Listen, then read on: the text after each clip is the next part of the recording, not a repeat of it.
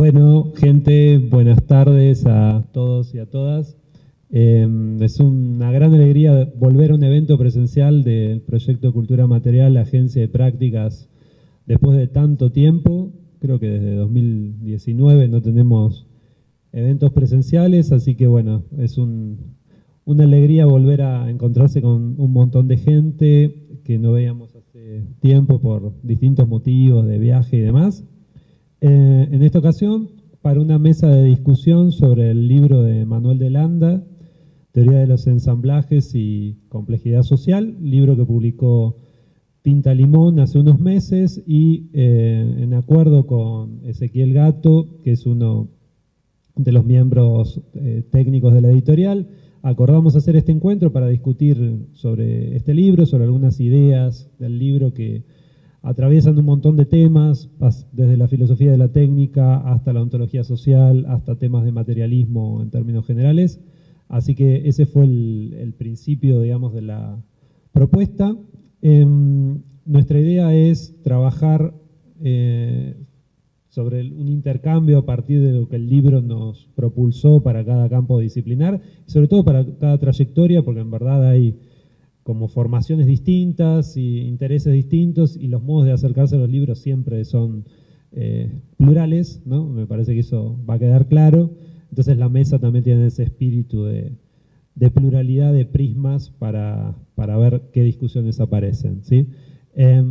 La gente que está para discutir sobre este libro, en principio, como les decía, es Ezequiel Gato, de la Universidad Nacional de Rosario y de CONICET, María Eva Benamo, de la Universidad Nacional del Sur y también de CONICET, Leandro Paulici, de CONICET y Universidad Nacional de Mar del Plata, yo, Diego Parente, también de CONICET y Universidad Nacional de Mar del Plata, y estaba pautado Andrés Bacari, ¿sí?, de CONICET y de la Universidad Nacional de Río Negro, pero tuvo una dificultad con el tema del vuelo, concretamente, que impide que esté en este momento, lamentablemente. Así que bueno, no contaremos presencialmente o híbridamente con su participación, ¿sí? La estructura que habíamos pensado básicamente es que, bueno, Ezequiel arranque y nos cuente un poco también las motivaciones editoriales para publicar este libro, Teoría de los ensamblajes. En segundo lugar tendríamos la intervención de Eva, luego Leandro y cerraría yo. Así que te dejamos, Ezequiel, como para que hagas tu intervención.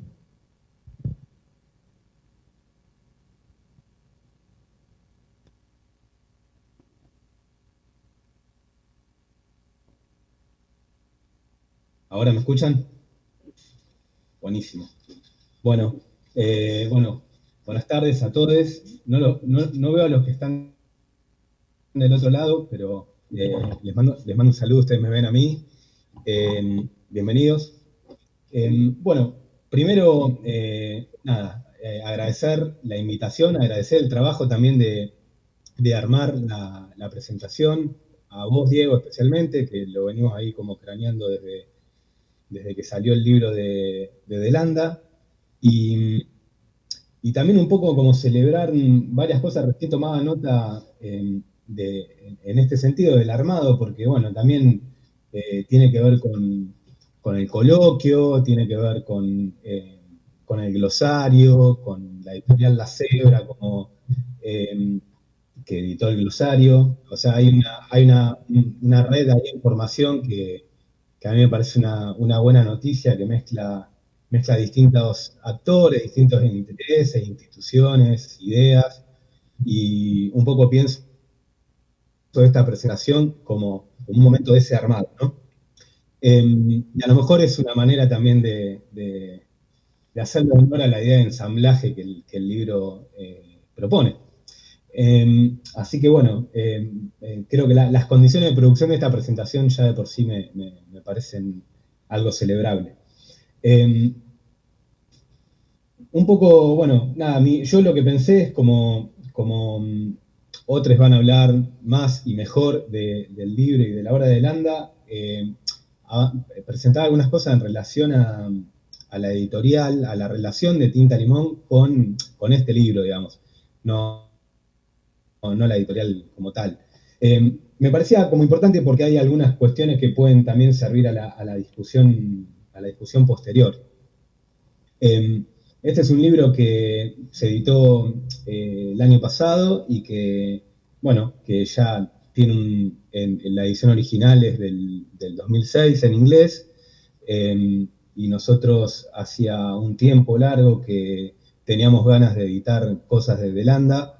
Le teníamos muchas ganas a 1000 años de historia no lineal, pero bueno, hay una cosa con los derechos y qué sé yo que no podía hacer. Apareció este libro, nos pareció que era una buena ocasión, y la idea también es seguir publicando otros libros de Delanda en un futuro próximo. Si todo va bien, para el año que viene tendremos uno, y si todo va mejor, probablemente el año siguiente pueda haber un tercer libro. Entonces, el Teoría de los Ensamblajes es un primer movimiento en una idea de poner a disposición un autor que nos parece interesante, importante, y pensarlo también como, desde el punto de vista editorial, como ofrecer una buena parte de su obra y no un libro suelto y ya, tratar de pensarlo como un proyecto editorial. Y bueno, este libro, como decía, forma parte de esa idea, y nos parecía un buen primer libro en la medida en que es un libro breve, teórico, conceptual. Es una propuesta conceptual bastante explícita y acotada, por lo cual también permite entrar a una lectura del autor y habilitar algunas discusiones, y nos parecía que era una buena manera de arrancar. Y el libro también creo que tiene una función en el catálogo de Tinta Limón, que es traer una serie como de novedades, en el sentido de resaltar algunas discusiones que probablemente no están tan presentes en otras obras del catálogo. Y aportar ahí, digamos, una mirada que por ahí, bueno, tiene que ver con los nuevos materialismos, con las nuevas discusiones sobre ontología, con las discusiones sobre realismos, que le dan a este libro una particularidad en ese catálogo, y además aporta también una discusión que, a mi entender, es más estrictamente hablando filosófica, en un catálogo que suele tener como rasgo discusiones más filosófico-políticas, o de sociología política, o de activismos y preguntas por la organización y los movimientos políticos y sociales. Entonces, este libro ahí trae como algunas novedades que probablemente los libros siguientes sigamos explorando. Y respecto a esto, me parece que también nos trae una pregunta, a lo mejor ya la dejo como también a lo mejor algo que se pueda conversar después en las exposiciones o al final. Creo que uno de los motivos por los cuales el libro nos resultó seductor tiene que ver con una pregunta por la organización, y más en concreto por ciertas discusiones alrededor del problema de la organización política hoy. Digamos, ¿qué quiere decir luego de mucha agua bajo el puente y de mucha discusión política y de organización, al menos los últimos 200 años, qué novedades nos traen estas teorías para pensar esa cuestión? Y ese es un elemento que me parece bastante sensible al catálogo de Tinta Limón, donde efectivamente la pregunta por la organización política está presente de distintas maneras. Y ahí justamente hay algo que creo que es interesante, porque recién ahí bocetando un poco pensaba, bueno, una historia muy rápida de eso podría identificar a la forma partido, a la forma movimiento social, a la forma del pequeño grupo, a la forma plataforma. Y en ese punto la idea de ensamblaje quizá pueda ser una referencia para pensar la organización política, bueno, bajo esquemas que son muy diferentes a los que planteó el partido, el movimiento, el pequeño grupo, la plataforma. Quizá hay algunos disparadores de cómo nos podemos organizar políticamente en clave de ensamblajes y cuál podría ser la productividad política de esa cuestión. Y en ese punto también, ya con esto cierro, pero me interesaba ver a este libro, bueno, como parte de un ensamblaje, justamente, digamos, como decía al principio, el ensamblaje que quizá es el de la editorial, y que la editorial ya de por sí es el nombre, un nombre que oculta o en todo caso incluye una multiplicidad de personajes, ¿no? Desde la edición en sí misma, digamos, el trabajo editorial, de leer un texto y publicarlo, el diseño, la imprenta, las correcciones, la distribución, la comunicación, es decir, todos esos elementos que son condiciones de posibilidad de este libro y que también tienen sus formas de organización, sus politicidades, sus maneras de ensamblarse. Lo mismo vale al nivel de cómo este objeto circula entre distintas instituciones, agrupaciones, experiencias, productores de conocimiento, activismos, otras editoriales. Sí, me parece interesante empezar a pensar, o al menos ese es un desafío que en el colectivo editorial estamos tomando, de pensarnos en una suerte de ecología de organizaciones, digamos, y la idea de ensamblaje creo que aporta a poder pensar política y ecológicamente ese problema. Así que bueno, por ahí son algunos de esos los fundamentos y los motivos que nos hicieron editar este libro, y seguramente su circulación produzca cosas que están por fuera de lo que nosotros podemos prever, y eso es una buena noticia. Así que, bueno, nada, eso, volver a agradecer esta movida. Lamento no haber podido ir a Mar del Plata, uno de los ensamblajes falló, o varios, pero bueno, ya vamos a hacer algo también 3D. Gracias.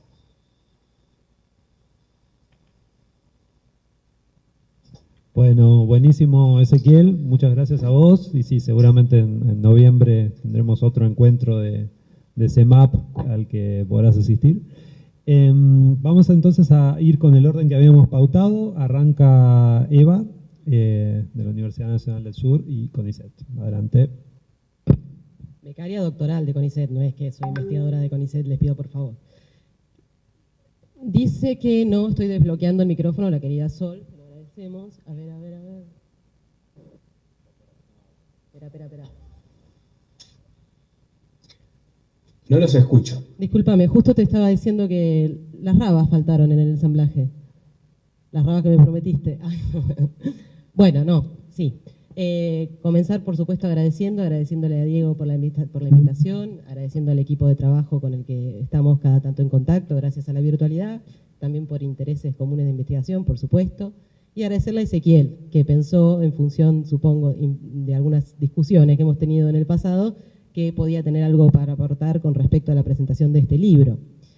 Yo preparé una presentación muy breve, esperen que se me vayan un poquito los nervios y ya me tranquilizo, pero querría en una línea contarles lo que estoy investigando para que tenga sentido el comentario que quiero hacer con respecto al libro.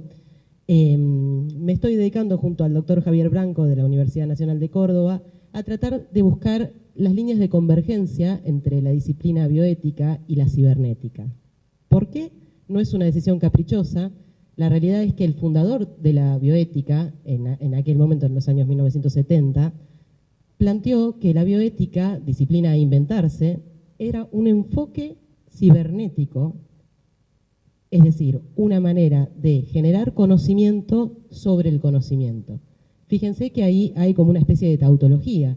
Lo que decía este bioquímico, que es Van Rensselaer Potter, que fundó la bioética como disciplina, es que las consecuencias de la tecnociencia sobre la ecología, sobre la geopolítica, sobre la vida molecular de los organismos, de los individuos, las consecuencias de las acciones que provenían del mundo tecnocientífico, porque aquí entra también, por supuesto, la economía, la industria, el saber como en tanto se había estabilizado en ese momento, necesitaban una revisión que no fuera solamente una causalidad lineal con respecto para poder analizar estas acciones, ¿sí? Esa revisión implicaba que esos efectos de la tecnociencia volvieran sobre la tecnociencia misma y modificaran los elementos teóricos con los que pensamos la tecnociencia. No solo desde un punto de vista epistemológico, sino también desde un punto de vista ético. ¿En qué sentido? La reunión entre hechos y valores, que aún hoy decimos es la base de la bioética, debía ser reformada porque estábamos viendo que las consecuencias de nuestros modos de vivir eran muy lesivas, incluso para la existencia del ser humano en el planeta, ¿sí? Entonces, Potter decía, el propósito es la supervivencia de la especie. El propósito de la bioética tiene que ser que no colapse ecológicamente el mundo, que no colapsen las otras especies, la biodiversidad, y que nosotros podamos, como acabo de decir, revisar nuestros modos de existencia desde el punto de vista epistemológico, axiológico, ontológico, ¿sí? Esa era la intención de Potter en la bioética inicial. Y decía que se trata de una cibernética o de un enfoque cibernético porque esto que él planteaba implica un tipo de causalidad que, como podrán darse cuenta, no es una causalidad lineal, sino que es una causalidad recurrente, ¿sí? No nos vamos a meter con qué tipo de causalidad está pensando Potter, pero solo quedémonos con esta idea. La cibernética es una sistémica, ¿sí? Hay periodizaciones con respecto a la cibernética. Uno podría ubicarlo a Potter en la segunda cibernética, pero eso no nos interesa para el comentario de hoy. A lo que voy con este rollo es que querría mostrar que hay una reunión muy importante o algo que puede ser muy útil para, si nos interesa aún sobrevivir en la Tierra, que tiene que ver con los pensamientos sistémicos y la relación que los pensamientos sistémicos permiten que uno encuentre entre justamente los hechos ya establecidos, biológicos, científicos, ¿sí? Las formas o mecanismos actuales con las que nos relacionamos o funcionan los distintos sistemas y aquellas dimensiones de lo real que podemos denominar axiológicas o normativas o ético-políticas, etc. Por lo general, en el siglo XXI pensamos que son cosas que van por separado. Y la realidad, desde mi punto de vista, es que un enfoque sistémico permite dar cuenta de en qué punto se interrelacionan esas dimensiones, ¿sí? La teoría de los ensamblajes de DeLanda es un enfoque sistémico y propone un tipo de causalidad, por supuesto más avanzada que la causalidad que tenía en mente Potter, o con algunas características especiales. Entonces, lo que yo quiero hacer en este comentario, si no me quedó muy larga la introducción, es mostrar 3 elementos que son para mí relevantes desde el punto de vista sistémico de DeLanda para pensar la ética que necesitaríamos en el siglo XXI de cara a los problemas que tenemos en el marco de la bioética, ¿no? Que podríamos pensar problemas que se podrían alojar en la disciplina bioética. En el fondo, mi preocupación es siempre la pregunta de qué bioética podemos hacer hoy con los elementos que tenemos, pero eso queda para otra cuestión. Así que, 3 pasitos en esta comunicación o en esto que les quiero convencer, no mentira, esto que les quiero contar.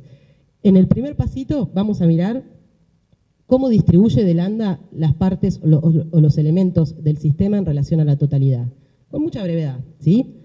Y cómo eso, para mí, puede ser potente para un pensamiento de lo ético.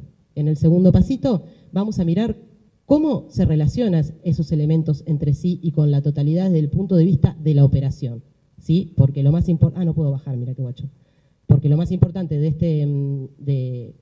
este planteo, de los planteos sistémicos en general, más allá de cómo la sistémica piense la cibernética o la causalidad, cada uno a su cuadrado, ¿no? Cada uno tiene su onda, pero la importancia de los planteos sistémicos es que son pensamientos que designan operaciones, no solo estructuras, ¿sí?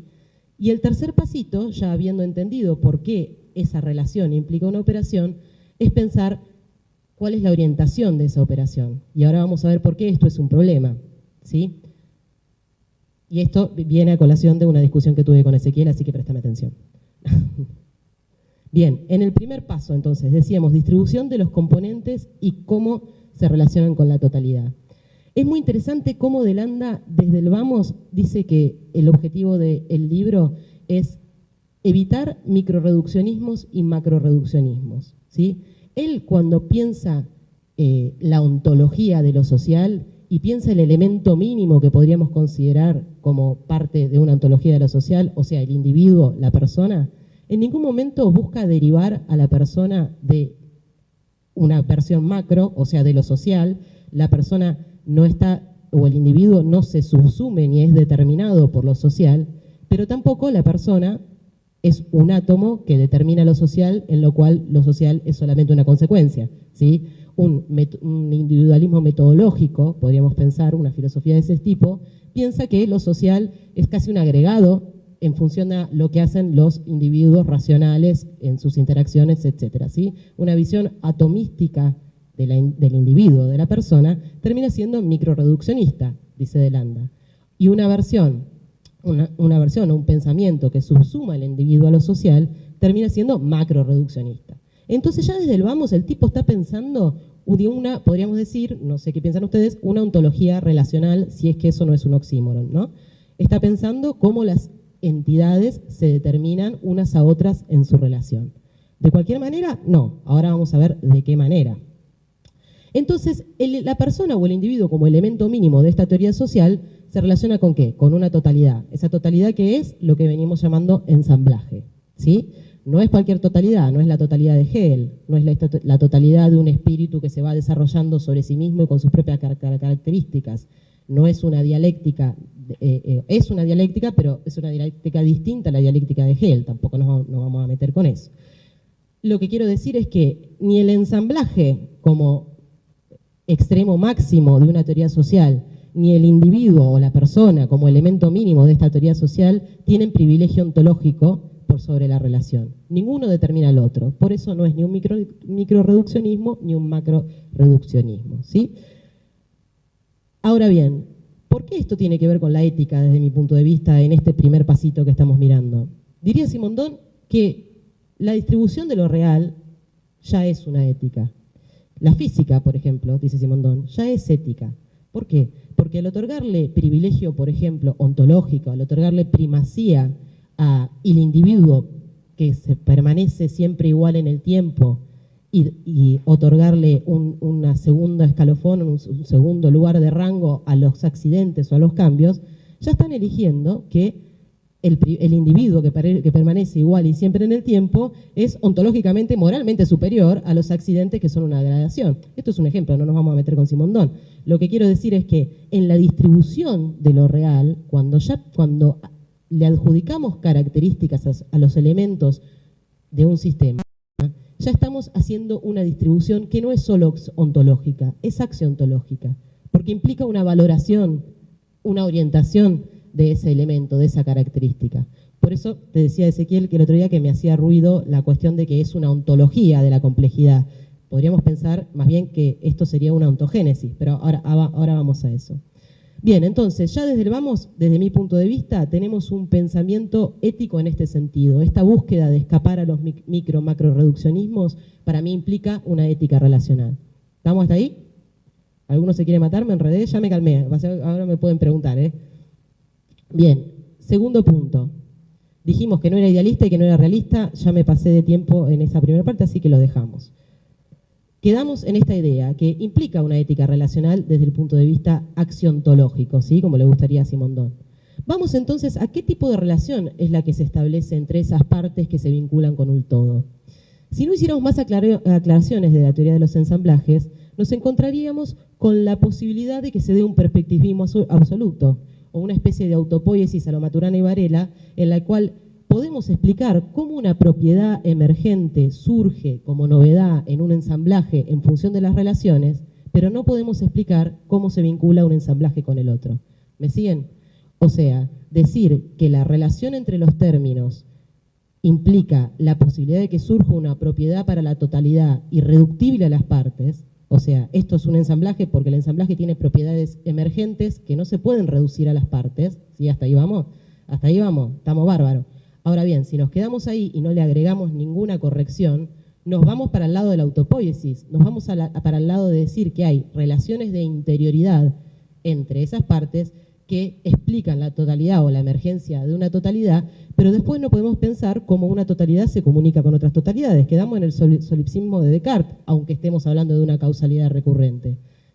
Esto puede ser para el debate, digamos. Yo tengo esa mirada sobre la segunda cibernética particularmente, que me parece que deriva, por ejemplo, en el constructivismo social. Y acá por ahí nos peleamos con el profesor.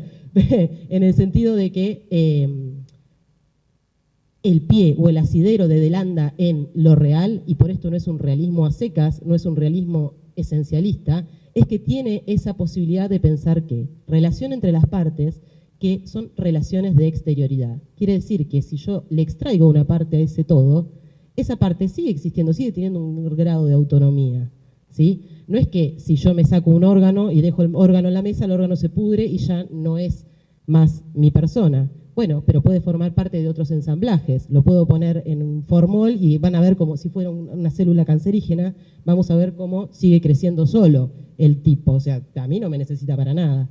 Lo que quiero decir con esta cosa medio graciosa es que así como podemos hacer un trasplante de un órgano, un cuerpo a otro, es evidente que los distintos ensamblajes se comunican entre sí. No importa si estamos hablando del nivel elemental, como el individuo, o del nivel máximo, ¿sí? Estas relaciones de exterioridad, entonces, tomando, yo pienso que esto lo sabrá más Ezequiel que yo, o tal vez lo hubiera sabido mejor Bacari, permite este pensamiento del entre, como lo hubiera querido Deleuze, digamos, esta posibilidad de que la información, el enriquecimiento, la aparición, surja no desde la semejanza, sino desde la heterogeneidad. Ya voy como 10 minutos, ¿no? Ya termino. Bien. Entonces, relaciones de exterioridad, hasta ahí estamos. Ahora bien, ¿qué tiene que ver esto con la ética? ¿Qué nos permite? Bueno, lo que yo pienso o interpreté del texto es que esta relación de exterioridad implica una operación, o implica operaciones, ¿no? Distintas operaciones. ¿Pero qué significa esto? ¿Qué hacen las partes de un ensamblaje cuando se relacionan desde la exterioridad unas contra otras? Bueno, Delanda usa, y toma de Deleuze, dos tipos de operaciones distintas para marcar las direcciones de estas relaciones. Una es la territorialización, cuando un ensamblaje selecciona de aquella externalidad, de aquel otro, selecciona elementos que le permiten mantener su estado interno homogéneo, es decir, un club que va y selecciona, no sé, un club de rubios que van y eligen solo rubios, ¿no es cierto? Buscan mantener una homeostasis, diríamos, desde la sistémica. Eso sería territorialización, y del polo opuesto, la operación opuesta, siempre pensemos que estamos hablando de gradientes con extremos, ¿no? La escala siempre tiene dos extremos y en el medio están las posibles variaciones de eso, ¿no? Por un lado tenemos la territorialización, que busca, mediante la semejanza, seleccionar y mantener el estado homogéneo interno de un sistema, de un ensamblaje, y por otro lado tenemos la desterritorialización, que es la operación inversa, buscar justamente incorporar, seleccionar elementos heterogéneos, ¿no? Para enriquecer el ensamblaje o tal vez destruirlo. Entonces, éticamente, ¿esto qué significa? Significa que podemos priorizar el sostenimiento del estado interno del sistema como el acto ético copado, o significa lo inverso, que la fuga o la desterritorialización o encontrarse siempre en la multiplicidad y en la novedad es lo éticamente copado. Bueno, si venimos diciendo que no se puede ni micro ni macro reducir las cosas, por ahí tenemos una pista de que esa no es la idea. Pero entonces, ¿cómo orientamos la acción? ¿Cómo un ensamblaje se orienta?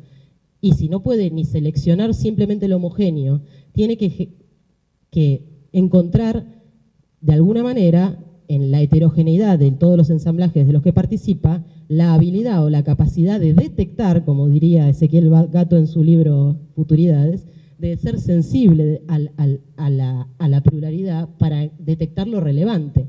Y en este sentido es donde el realismo entra fuerte por la puerta de la teoría de los ensamblajes, en el sentido de que esa detección no es sobre los elementos ya constituidos o actuales de los mecanismos.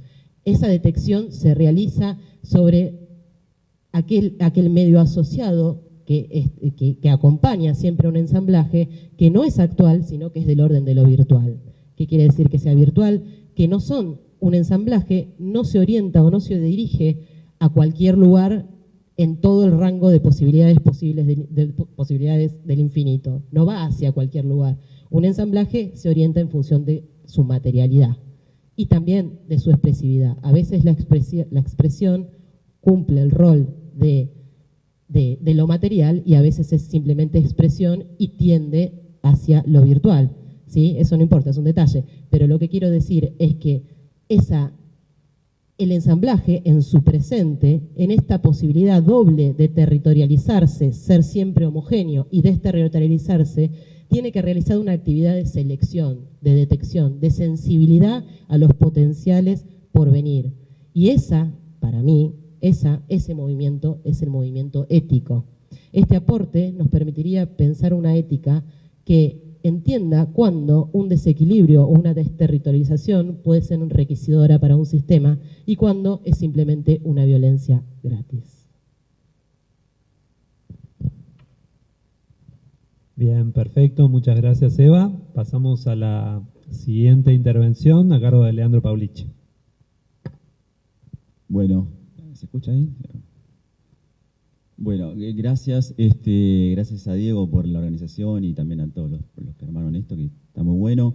Me tocaba un poco en la repartición de los temas o de las áreas de abordaje, me tocaba un poco el tema de la ontología social, que es un poco como lo leí yo, digamos, y cómo me interesó el libro, ¿no? de Landa. Y pensándolo desde ese punto de vista, desde el punto de vista de una ontología social, que propiamente un poco como lo encara el propio de Landa, digamos, ¿no? Uno piensa en términos de ontología social, cuando se retoman, si quiere, las preocupaciones a mediados del siglo XX, digamos, las preocupaciones propiamente ontológico-sociales, retomándolas a su vez de los planteos fenomenológicos de principios del siglo XX, los de Reinach o los de Gerda Walter. Digamos, ese retome a mediados del siglo XX, en la obra de Condil o Toynisen, tienen como ciertas características las ontologías sociales, digamos, ¿no? Y son básicamente ontologías sociales antirreduccionistas, relacionales, contingentes, históricas, digamos, ¿no? Y me parece que muchas de las ventajas que tiene el planteo, y lo que voy a hacer básicamente es señalar 3 o 4, me parece, puntos fuertes del planteo de Landa que me parecen rescatables, y después lo que voy a hacer simplemente es mencionar 3 o 4, si quiere, puntos a trabajar, digamos, o no llamaría desventajas o puntos flacos, pero me parece que hay como argumentos que todavía hay que seguir elaborando, me parece, o discusiones que hay que seguir dando. Pero sin duda me parece que muchas de las ventajas que tiene el planteo de Landa, el libro de Landa, es coincidir, si quiere, o profundizar esos aspectos de esas ontologías tradicionales, la crítica a las ontologías tradicionales, digamos, ¿no? En esta obra de estos autores. Sin duda, el primero, y aquí voy a coincidir con un poco lo que mencionaba Eva, me parece que un punto fuerte y una discusión bien interesante que da y profundiza es un planteo antirreduccionista, digamos, ¿no? Es decir, tratar de explicar la realidad social no reduciéndola a un componente de los elementos de lo social, digamos, ¿no? Es decir, hay diferentes dimensiones que la integran y digamos, todos constituyen, si se quiere, decir, los individuos, las prácticas, las estructuras, si no es un planteo reduccionista, claramente, ¿no? Eso me parece claramente un punto fuerte, me parece algo para retener, digamos. Es decir, aunque obviamente se postula el ensamblaje como elemento central, digamos, ¿no? Pero el ensamblaje sirve para dar cuenta de cómo esos diferentes elementos constituyen lo social, digamos. Es decir, la idea de ensamblaje no es precisamente no tratar de reducir todo a la idea de ensamblaje, digamos, ¿no? Es decir, el ensamblaje tiene como características formales que permiten que esas dimensiones, esos diferentes elementos concurran en la constitución de lo social, digamos, ¿no? Y un segundo elemento que me parece interesante y rescatable y un punto fuerte del libro, sin duda, es también que es crítico del organicismo, digamos, ¿no? Es bien claro eso. Es decir, si bien no el organicismo, pero sí, por decir, el naturalismo es como de las corrientes reduccionistas más importantes en la ontología social contemporánea, ¿no? Es decir, la idea de tratar de reducir o de dar cuenta de todos los fenómenos de lo social en términos de leyes o dinámicas naturales, digamos, ¿no?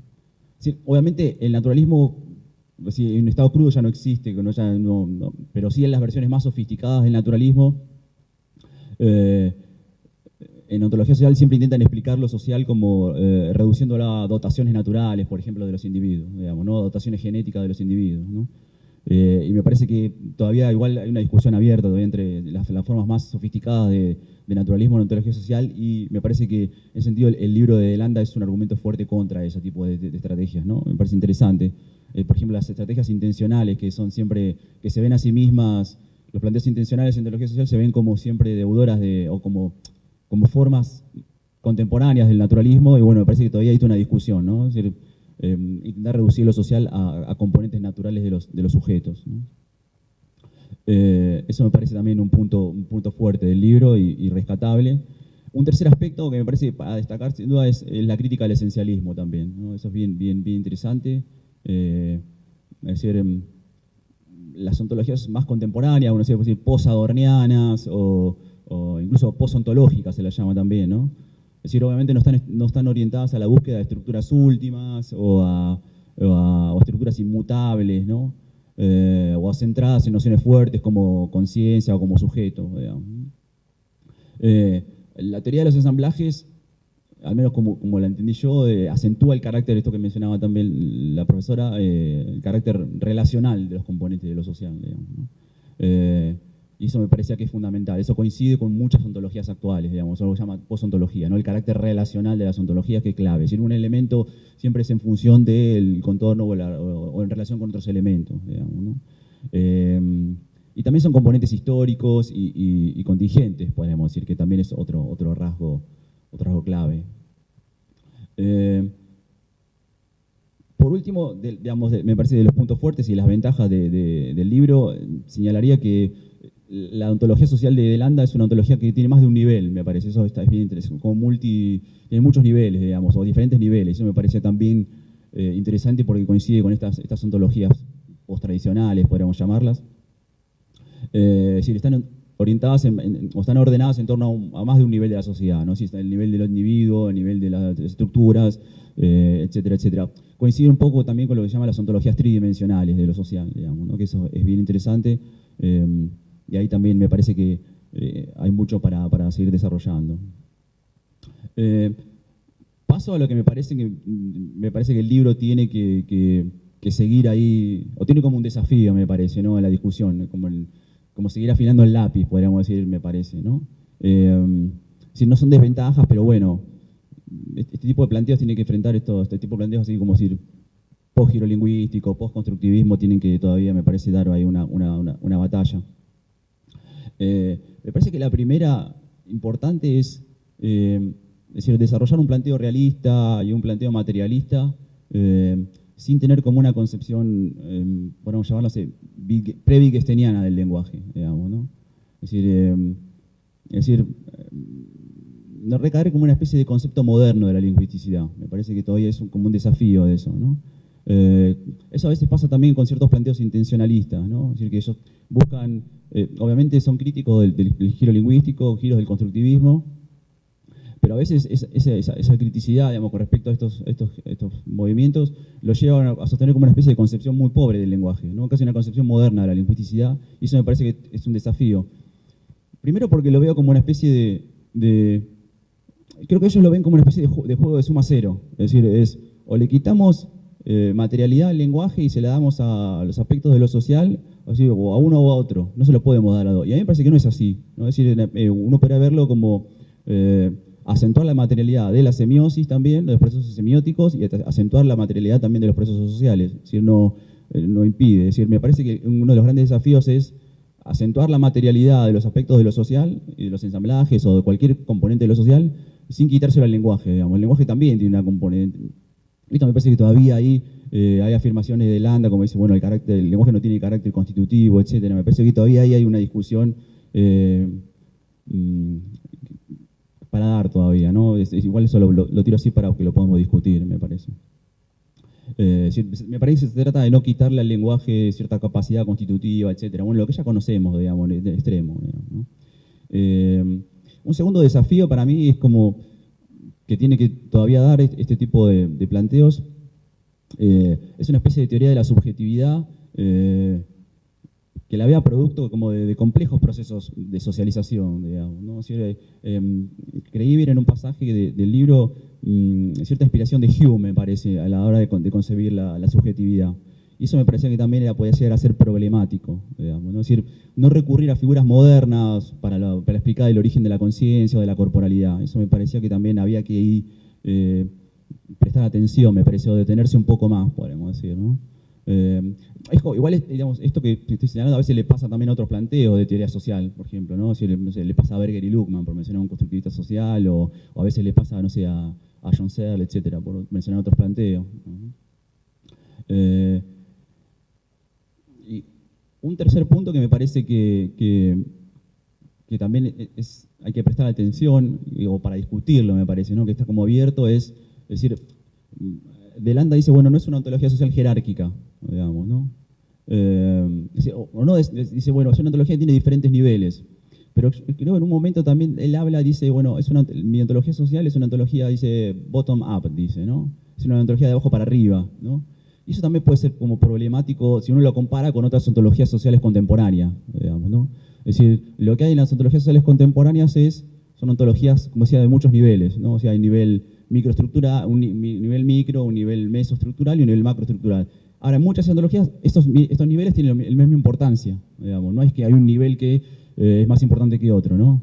Es decir, para no recaer precisamente en las posturas estructuralistas o en las posturas al modo del individualismo metodológico, lo que acentúan es la interacción entre estos tres niveles y la igual importancia de estos tres niveles, ¿no? Entonces no hay un reduccionismo ni de arriba para abajo ni de abajo para arriba, y a veces yo creo que en algún momento está la tentación de Landa de deducir los estratos superiores de los estratos inferiores, podríamos decir, ¿no? O eso también está como en el problema del materialismo, en esta forma de materialismo, digamos, ¿no? Y termino con esto, no sé cómo estoy con el tiempo, pero estoy bien, ¿no? Me parece que todavía hay como un desafío para este tipo de ontologías sociales, la relación con la teoría social contemporánea, digamos, ¿no? La teoría social más empírica, incluso también, ¿no? Me parece que las menciones a veces en el libro no son del todo correctas, o incluso yo lo veo también de la siguiente manera, es como si hubiera un uso más sistemático y serio de las teorías sociales contemporáneas, a veces podría ser de más utilidad, digamos, ¿no? Entonces a mí me pareció, por ejemplo, que la mención que hace de Weber, por ejemplo, no es del todo correcta, me parece, en el libro, o la mención que hace al constructivismo social, no, me parece no la veía del todo correcta también. Y creo que en un momento lo menciona a Giddens, me parece, ¿no? No sé si estoy en lo cierto, menciona a Giddens, ¿no? En una parte, pero yo creo que si de Landa, seguro la conoce, digamos, pero me parece que hace un uso como, lo desaprovecha un poco, porque yo creo que si él conociera o pondría en juego la teoría de la estructuración o conceptos claves de la teoría de la estructuración de Giddens, como la doble hermenéutica, eso sería de mucha utilidad para el propio de Landa, digamos, ¿no? Entonces me parece que a veces hay como, obviamente la inspiración de Deleuze es muy fuerte, y entonces no se le presta por ahí tanta atención a estos otros autores, pero a mí me parece que hay como una especie, y lo veía yo en otros planteos de los nuevos materialismos, me parece, ¿no? Es decir, no solo hay una especie de déficit de discusión con los viejos materialismos, sino también hay una especie de déficit con respecto a el uso sistemático de la teoría social contemporánea que le puede ser de mucha utilidad, digamos, ¿no? Es decir, obviamente no se trata de hacer una ontología social empírica o una especie de teoría social empírica, digamos, ¿no? O teoría social simplemente, sino se trata de hacer una ontología social, ¿no? Con los criterios contemporáneos, una especie de post-ontología. Pero el uso de conceptos de la teoría social puede ser muy útil, me parece, ¿no? Y a veces eso yo también lo veía como que, bueno, hay que afinar ahí, me parece, a un punto, ¿no? Pero bueno, para sintetizar entonces, me parece que es un planteo que es bien interesante, me parece que coincide y ahonda muchos argumentos de las ontologías sociales contemporáneas, estos primeros rasgos que señalé, ¿no? El antirreduccionismo, el antiesencialismo, la crítica al organicismo y al naturalismo, me parece que son... y uno podría agregar también, bueno, hay un punto fuerte también allí con la crítica al concepto de totalidad, que es claro, digamos, ¿no? Que esto también coincide con los planteos de ontología social, es decir, tradicionalmente ha habido como dos tradiciones intelectuales que han sostenido las visiones totales de la sociedad. Uno son los planteos funcionalistas, y uno puede decir, bueno, Luhmann, digamos, claramente contemporáneos, y también la tradición hegeliano-marxista, digamos, que han sostenido siempre las visiones totales de lo social. Bueno, esto ha sido muy criticado, muy criticado. Y esto me parece que el planteo de Landa va en este sentido, ¿no? Criticar esas visiones totales de la sociedad como ya no son posibles, digamos, ¿no? A pesar de que esas visiones totales de la sociedad tengan como cierta... o la idea de totalidad en las ontologías sociales contemporáneas gocen de cierta espectralidad para hablarlo en términos derridianos, ¿no? Que ahí también se abre otra cuestión para seguir charlando. Pero bueno, eso es un poco plantear algunos temas y plantear un poco la discusión. Gracias. Buenísimo, gracias Leandro. Bueno, última intervención, que va a ser la mía en relación con el texto. Les cuento un poco cómo pensé la intervención en sí misma, digamos, parte de la idea de tomar el prisma de filosofía de la técnica, ¿no? Que es nuestro prisma de trabajo dentro del proyecto de investigación y demás. Y la pregunta básica es esta: ¿cuánto del armazón conceptual de Landa es valioso para el campo, ¿no? En especial para pensar alguna idea de ecología artificial que integre humanos e inhumanos, en este sentido relacional o no atomista que estuvieron subrayando tanto Leandro como Eva, ¿sí? Y en este sentido, la base de la intervención es este texto de 2006, publicado originalmente, pero también alguna mención breve de otro texto muy rico de Landa, que es 1000 años de historia no lineal, que es del año 2000, ¿sí? Y de hecho me parece que Landa lo piensa así también, como este es un libro teórico, metodológico, ¿sí? Y el otro como un libro de análisis de un caso histórico y de más profundidad desde el punto de vista del aparato empírico que trabaja. Entonces, a mí me parece que lo que ofrece Landa, tanto en este texto de 2006 como en el año 2000, es un tipo de explicación que pretende iluminar el devenir del mundo artificial sin que ese proceso se haga a espaldas del mundo no artificial, ¿no? Es decir, una especie de lectura monista, ¿sí? En el que no tiene sentido distinguir, por lo menos tajantemente, entre ensamblajes de orden natural y ensamblajes o agenciamientos del orden cultural o artificial. De hecho, si uno lee el libro, esa división no está, ¿no? Y no está porque justamente iría contra la propia práctica de una teoría de los ensamblajes llana como la pretende Landa. Entonces, lo que nos ofrece a nivel muy amplio es esto que está subrayado en las dos intervenciones previas, es decir, un enfoque materialista no antropocentrado, ¿sí? ¿Cómo construye este enfoque? A mí me parece que hay varios procedimientos, pero en especial es a través de algo que podríamos llamar un enrarecimiento del punto de vista, ¿no?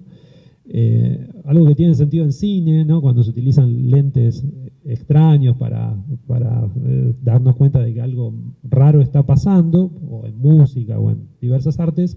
También lo hace Landa, me parece, en estos libros, en especial en 1000 años de historia no lineal, cuando narra la historia de la conquista de América, introduciendo los virus como protagonistas centrales, ¿no? O cuando habla, por ejemplo, de cómo Europa, durante la conquista, mastica y digiere la biomasa de América, ¿sí? Es decir, el logro de Landa, que enrarece el punto de vista aquí, es comprender estos procesos histórico-culturales que habitualmente se leen en términos humanistas, ¿no? Es decir, en términos de agencias de personas en sí mismas, en términos de variaciones de flujos de materia y energía, ¿no? Entonces, yo voy a tener un par de referencias o de focos en esta lectura que trato de hacer. Una es el materialismo resumido en el eslogan "cómo hacer cosas sin palabras", ¿no? Un poco remitiendo acá a la cuestión que mencionaba Leandro respecto al lenguaje. Y el segundo es la idea de cultura material como un pliegue de espacio y tiempo, ¿sí?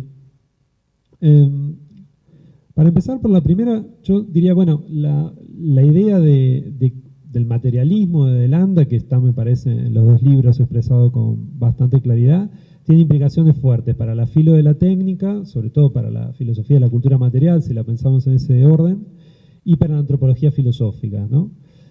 Para la filosofía de la técnica, en el sentido de que nos deja fuera cualquier idea de una teoría instrumentalista, es decir, no podemos pensar que los objetos son mediaciones neutrales que están ahí para cualquier uso, sino que forman parte del ensamblaje, ¿no?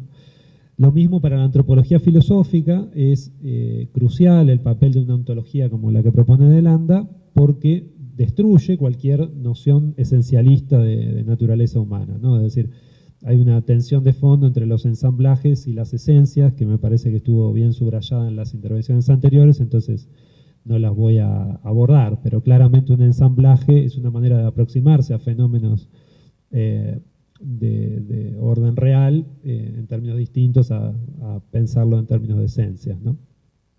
El capítulo donde mejor aparece la estructura esta que planteo sobre cómo hacer cosas sin palabras, me parece que es el capítulo que se llama Ciudades y Naciones, ¿no?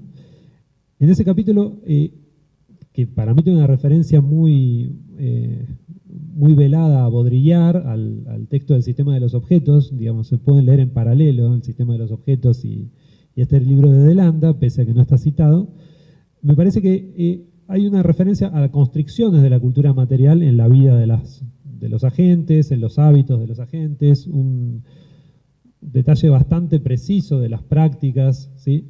Con ejemplos muy minuciosamente analizados. Uno de ellos es el tema de la privacidad, ¿no? Me llamó la atención el análisis del tema de la privacidad, no como una especie de constructo social, ¿sí?, que surge un poco de las acciones humanas, sin más, sino la privacidad como una especie de construcción o una especie de resultado no entendido, no intencionado de agenciamientos ambientales, ¿no?, de agenciamientos materiales, ¿no?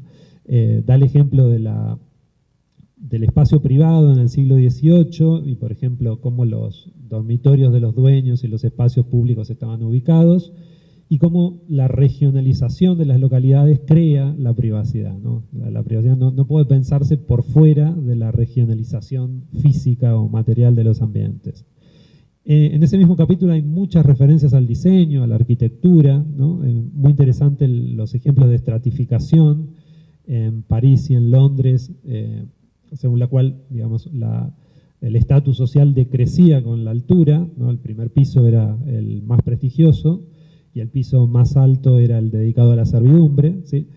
Y De Landa señala cómo el ascensor, que es una intervención técnica en ese ambiente, lo que hace es invertir esa estratificación, ¿no? Es decir, convierte los apartamentos de mayor altura en los indicativos de posición social elevada, ¿no? Entonces, cuanto más arriba viva uno, digamos, ese es un símbolo de estatus social particularmente privilegiado, ¿sí?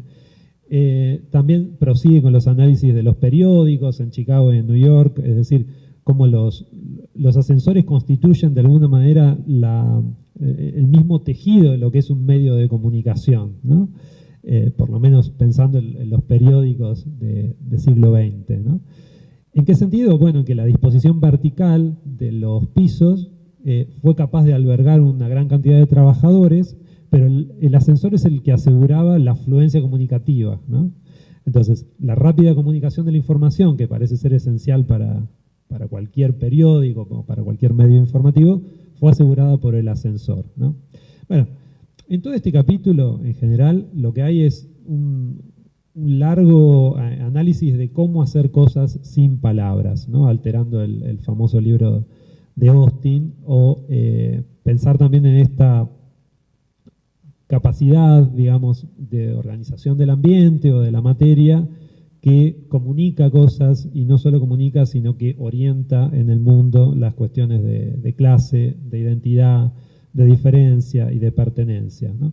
Como si dijéramos, bueno, la identidad, la diferencia, la pertenencia a una clase no requiere soportes de tipo discursivo, o no al menos exclusivamente soportes de tipo discursivo, sino meramente soporte material, ¿no? Como si las diferencias estuvieran talladas en mármol, en cemento, en madera o en tela, ¿no? No en palabras, ¿no? Un ejemplo a raíz de esto es la moda, ¿sí? Todo el último pasaje del capítulo que les mencioné está dedicado al tema, bueno, aparece con claridad el tema de la moda, y la moda es un caso muy presente de modos de hacer cosas sin palabras, ¿no? Porque efectivamente no hay nada discursivo en el sentido tradicional, al menos si acotamos la noción de lenguaje, que es uno de los temas a discutir, ¿no? Claramente. Pero el propio de Landa dice, bueno, la expresión de la clase social a la que pertenecen sus habitantes está jugada en el ámbito de la moda, ¿no? La ostentación desplegada en las residencias aristocráticas en la Italia del Renacimiento era una manera de hacer uso del lujo como un medio de dominación. Entonces, me parece que ahí queda bien explícito, si el uso sirve como un medio de dominación, ¿sí? Si el uso se juega en el nivel material, ¿sí? Parece ser que un análisis restringido a prácticas discursivas no nos explican algunos elementos que Delanda sí podría explicarnos, ¿no? También hace referencias al automóvil como una fuerza desterritorializante, ¿no? Es decir, a modos de alteración de las dinámicas de una determinada sociedad en base a la introducción de nuevas técnicas o de nuevos aparatos, ¿sí? Ahora, este tipo de materialismo que yo resumo así muy forzadamente en esta idea de cómo hacer cosas sin palabras, no es nuevo, un poco como decía Leandro, en el ámbito de la teoría social, ¿no? Si uno va a Latour mismo se autotitula como un materialista, ¿no? Pero a mí me parece que es relevante diferenciar el materialismo de Latour del materialismo de Delanda, ¿no? ¿Por qué? ¿En qué sentido se podrían diferenciar? Bueno, porque si uno lee a Latour, parece ser que sus nociones que tienen que ver con actantes materiales en el universo, que son entidades claramente materiales, ¿sí? Ya sean naturales o artificiales, por ejemplo una bacteria, ¿sí? Adquieren el estatuto de actante completo, por decirlo de alguna manera, una vez que un humano les da voz o una vez que se vuelven parte de un discurso, ¿sí? o una vez que adquieren un representante lingüístico, ¿sí? Es decir, parecería ser que todavía en Latour, que es claramente una posición materialista, los actantes requieren algún tipo de narrativización, ¿sí? Y eso, Delanda diría, sería en última instancia una forma de ser un mal materialista, ¿no? Un materialista no consecuente, ¿no? Porque todavía la narrativización formaría parte de lo que las bacterias hacen en el mundo, ¿sí? Es decir, dejarían a Latour en una posición textualista o con algo de textualismo en comparación con el materialismo de Delanda, ¿sí? Entonces, bueno, hay adversarios, por supuesto, que Delanda construye en el marco de este materialismo. No me voy a referir porque tienen que ver con el microreduccionismo y el macroreduccionismo que presentó muy bien Eva, ¿sí? Pero en paralelo a los ataques al microreduccionismo y al macroreduccionismo, me parece que algo muy rico es la idea de propiedad emergente, ¿no? Es decir, las interacciones entre partes en el marco de este análisis, ¿sí? Dan lugar a propiedades que surgen como resultado de la interacción y que no preexisten a la interacción, ¿no? Uno de los objetivos de Delanda en este sentido parece ser, bueno, preservar la autonomía ontológica de cada escala, ¿sí? En principio pensar que hay escalas, porque podríamos suponer que no hay escalas, ¿no? Pero bueno, Delanda dice, sí, en realidad hay escalas de organización, hay niveles, cada nivel puede disponer de propiedades emergentes que han surgido por la interacción entre sus partes, ¿no? Entonces uno podría pensar entre organismos y especies, ¿cómo aplicar esto? Bueno, efectivamente, organismos y especies son entidades reales, ¿no? No es que una sea menos real que la otra o que una sea más real que la otra. Pero organismos y especies, podemos decir, existen a escalas espaciotemporales muy distintas, ¿no? Entonces, es una manera de asegurar también la realidad ontológica de ambas categorías, ¿no? Existen los organismos, pero existen en una escala bien distinta espaciotemporal al modo en que existen las especies, ¿sí? A mí una reminiscencia que me dio esto, no sé cómo lo habrá visto Eva, que es más simondoniana, la más simondoniana de la mesa seguramente, pero me parece que Simondón también pensaba algo en estos términos, ¿no? Es decir, Simondón, pensando en el análisis del mundo técnico, de la esfera técnica en particular, diferenciaba entre elementos, individuos y conjuntos, ¿no? Elementos, individuos y conjuntos son niveles de organización para Simondón, Y lo que le interesa remarcar es que cada uno tiene su propia dinámica y que el análisis del mundo técnico en particular, de la ontogénesis, debe respetar esa serie de niveles, ¿no? Esto significa no pasar de uno a otro indiscriminadamente o sin justificación, ¿no? Entonces, me da la impresión de que ahí hay como una familiaridad con el lenguaje simondoniano, por lo menos con el modo de pensar la autonomía de los niveles, tal como la piensa Simondón, ¿sí? Otra conexión que creo que también fue comentada en las intervenciones previas es con la tesis enactivista, ¿no? O con el enactivismo en general. Porque así como el enactivismo piensa que los organismos se caracterizan por su ser precario, ¿no? Es decir, por ser seres que están en constante proceso de autoorganización y lo que los define es su precariedad, ¿sí? Los fenómenos en los que está pensando como objeto de análisis de Landa también tienen ese carácter de precariedad. Es decir, una ciudad es un fenómeno precario, ¿no? Una organización es un fenómeno precario, un Estado es un fenómeno precario, ¿no?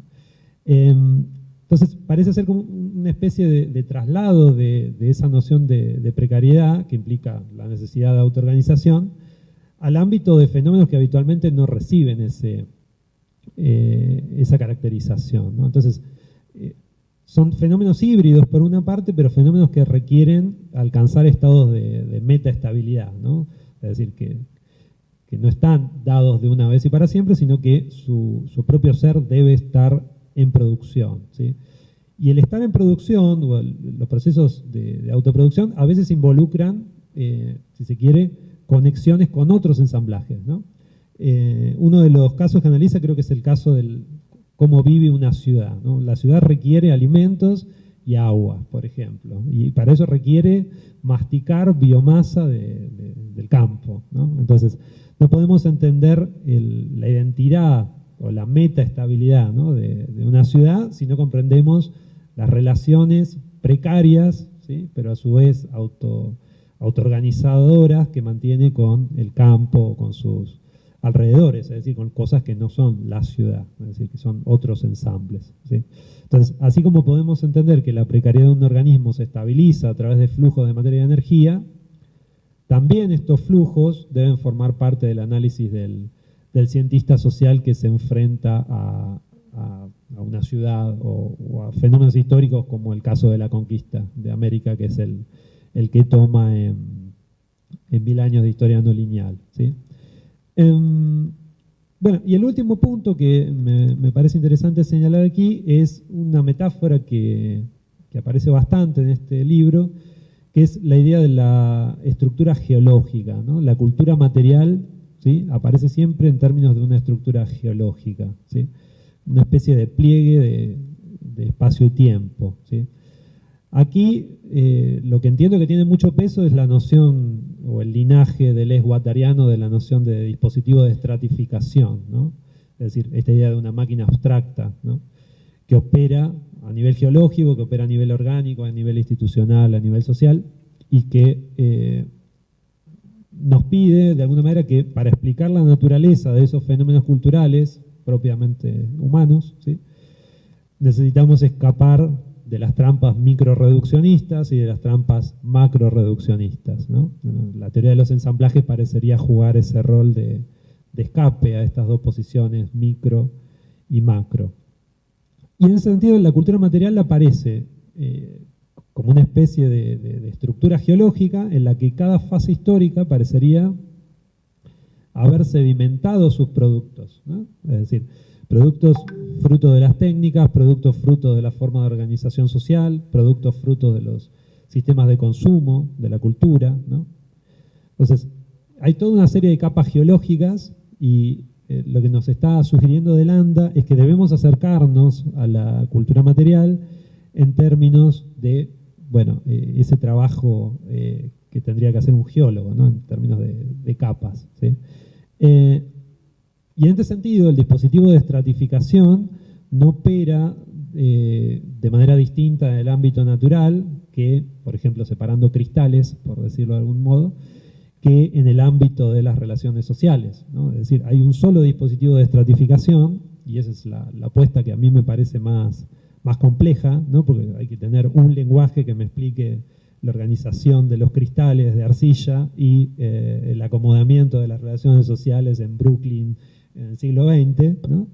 Pero bueno, ese es, yo creo, el aspecto más provocador de la teoría de Delanda, de tratar de encontrar si se quiere, una llave monista para entrarle a los ensamblajes de ambos terrenos, ¿no? Los terrenos que habitualmente en nuestro lenguaje dualista vemos como dos cosas separadas, ¿sí? En ese sentido, bueno, uno preguntaría también dónde quedan las nociones, algunas nociones básicas que pueden servir a la teoría social, ¿no? Por ejemplo, las nociones de poder, las nociones de resistencia, las nociones de capital, las nociones de trabajador, ¿no? Fíjense que son nociones clave, ¿sí? Y que en el marco del texto de Delanda no aparecen, ¿sí? Pero no aparecen con justificación, porque el de Delanda las sumerge en otros ensamblajes que toman los títulos de las diversas partes del libro, ¿no? Personas y comunidades, organizaciones y gobiernos, ciudades y naciones, ¿sí? Entonces, bueno, ahí también es un desafío tratar de ver qué rol pueden asumir estos problemas típicos en el lenguaje de la crítica política del siglo XX bajo una teoría de los ensamblajes. Así que, bueno, esto por mi parte, ¿no? Es decir, yo trataría de pensar estas dos contribuciones siempre buscando el prisma de cómo contribuyen a una filosofía de la cultura material antidualista, por una parte, que es lo que nos interesa buscar, y a su vez materialista, ¿no? Es decir, que trate de conservar los aspectos positivos del materialismo. Así que bueno, es esto. Muchas gracias.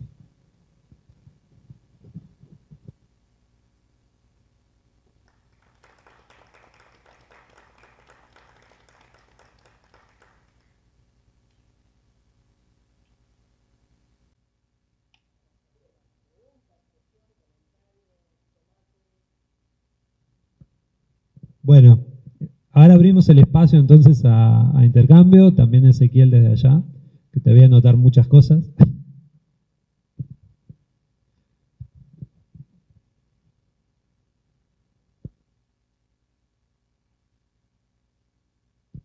Si quieren arranco yo. La cuestión del lenguaje a mí me parece esencial, porque claro, en la presentación que hiciste, Leandro, eso aparece como una especie de déficit, ¿no? Es decir, hay modos de entender al lenguaje que parecen haber sido esquivados por el tipo de presentación materialista, realista que hace Delanda. Ahora, yo pienso, a ver, mi pregunta sería, ¿en qué términos se comprende el lenguaje diferenciándose de lo que vos llamás la comprensión acotada, moderna del lenguaje, restringida, ¿sí? ¿Cuál sería esa forma de comprender el lenguaje que de alguna manera explicaría procesos sociales o sociomateriales, ¿sí? Que de alguna manera están puestos por debajo de la alfombra de la teoría de Delanda? Así que eso es lo primero que te preguntaría. Sí, gracias, Diego. No, sin duda que la cuestión lingüística es una cuestión central, digamos, para todos los planteos. Pienso en Karen Barad, por ejemplo, también, digamos. Es decir, los planteos neomaterialistas buscan discutir la cuestión del lenguaje y obviamente buscan desplazarla, obviamente, por una especie de sobreabundancia de planteos lingüísticos, constructivistas, etcétera, etcétera, digamos, lo que ya estamos como un poco saturados, digamos, y efectivamente es una situación. Entonces, me parece que gran parte de los neomaterialismos surgen de este hartazgo, podríamos decir, sin duda. Pero por eso yo decía que es como entendible un poco el planteo, pero también es un desafío, porque me parece que uno no puede sostener en esta intención de desbancar al lenguaje de esta sobreproducción, es decir, el lenguaje se lo utiliza para cualquier cosa y crea todo, digamos, ¿no? Entonces, para desbancar esto no se puede recaer en me parecía una concepción, lo llamaba una concepción pre-wittgensteiniana, digamos, ¿no? Yo me acordaba que esto me parece que está un poco también en los planteos intencionalistas, ¿no? De ontología social, porque si uno ve el planteo de Toumela o de Searle, ahí tienen como diferentes concepciones, son planteos intencionalistas, pero tienen como una diferente concepción del lenguaje. Y Y en el caso de Tuomela, es como una especie de concepción moderna del lenguaje, en el sentido que el lenguaje queda reducido como a la especie de acción instrumental. Es decir, el lenguaje sirve para expresar pensamientos y para representar la realidad, simplemente. Digamos, ¿no? Es decir, el lenguaje no cumple ninguna otra función. Es decir, está para eso, simplemente expresa algo, sirve para expresar algo y refleja. Es una concepción casi lockeana del lenguaje, digamos. Entonces, eso me parecía que de un punto de vista empírico es casi contraintuitivo, porque el lenguaje, si uno lo ve, no hace falta sostener una concepción sobrecargada de la productividad del lenguaje, de la performatividad, etcétera, etcétera. Pero si uno ve qué rol cumple el lenguaje en la sociedad, bueno, el lenguaje cumple otro tipo de funciones. Entonces, uno tiene que tratar de hacer justicia a esos usos del lenguaje, digamos, ¿no? Entonces, me parecía que era como... es una discusión que no está dada tampoco en extensión en el libro. Así con detalle, digamos, ¿no? Pero bueno, me parece que a un punto hay una discusión que dar ahí, ya la han dado otros autores, digamos, pero me parece que no se puede seguir sosteniendo esa concepción que le pasa a Tuomela, es una especie de concepción, el lenguaje aparece como inscripto en una acción instrumental, digamos, yo tengo el lenguaje allí y bueno, y lo uso y es como casi muy básica esa concepción del lenguaje, y eso, bueno, es una concepción pobre del lenguaje, una concepción moderna del lenguaje, ¿no? Entonces pues yo decía, bueno, no se puede sostener una concepción prewittgenstiana. Lo que yo veo también es como una concepción que ellos ven al lenguaje como una especie como decía, de juego de suma cero. Si tenemos la materia y el lenguaje, entonces, bueno, ¿dónde recargamos la materialidad de los procesos? Bueno, se la damos a la materia, digamos, no al lenguaje, entonces la quitamos. Eso no es necesario, si uno puede sostener el carácter denso del lenguaje, material y performativo, y también sostener la importancia de la materia y la concepción agencial de la materia. No son incompatibles, no los veo como incompatibles, ¿no? Me parecía. Pero nada, eso me parecía que es como uno de los desafíos, ¿no? Yo creo que, por ejemplo, el planteo de John Searle en ontología social tiene muchos problemas, ¿no? Claramente. Pero John Searle sostiene por lo menos una concepción post-wittgenstiana del lenguaje, la idea de la performatividad, etcétera. Pero tiene muchos problemas, sin duda, ese planteo, pero no recae en la concepción así como un poco pobre de la densidad del lenguaje en el ámbito social. Eso me parecía uno de los ámbitos, digamos, ¿no? Pero bueno, hay toda una... tengo como referencia muchas veces las discusiones de Karen Barad, digamos, ¿no? Entonces ella va a una especie de planteo semiótico material, digamos. Eso me parece una dirección un poquito para seguir explorando, digamos, ¿no? Más que exclusivamente material de los procesos sociales. También ahí veo otros problemas, es decir, cuando uno niega el componente, se quiere, más semiótico de esos procesos, pero bueno, es para seguir discutiendo.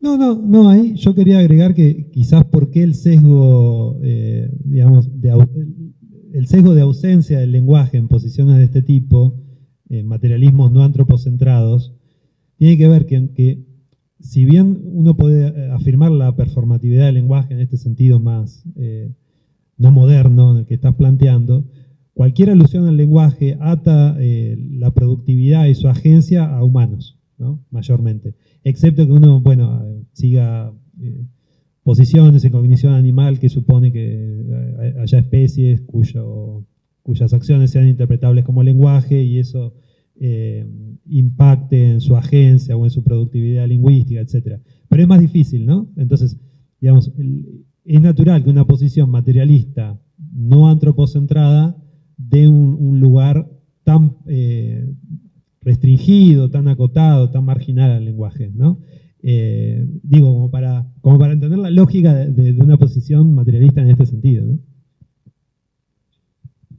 Sí, no, en relación a eso que a mí también me pareció por momentos en el apartado que está describiendo la función expresiva, que menciona la codificación y que dice, bueno, el lenguaje también es un ensamblaje, digamos, tiene esta operatoria característica que es la codificación, y la codificación se comporta de este modo. Ahí también a mí me sonó raro la manera en la que estaba pensando la operatoria de la codificación.